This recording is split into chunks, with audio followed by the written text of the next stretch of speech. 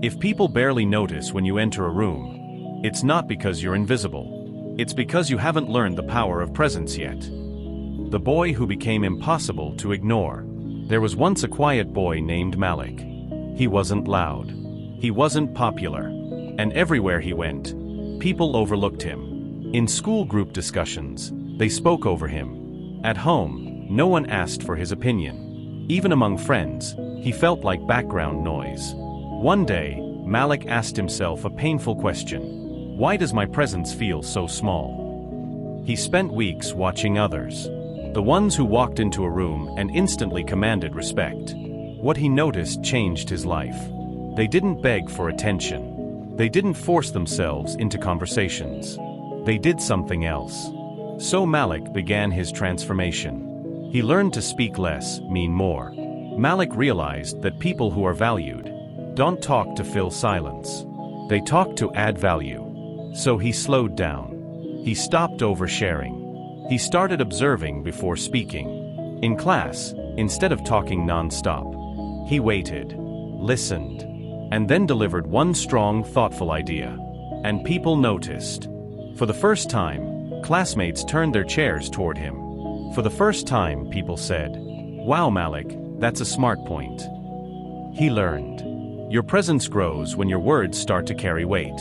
He improved himself in silence. While others chased attention, Malik chased improvement. He woke up early to read. He practiced speaking with confidence. He trained himself to walk with purpose. He built skills quietly.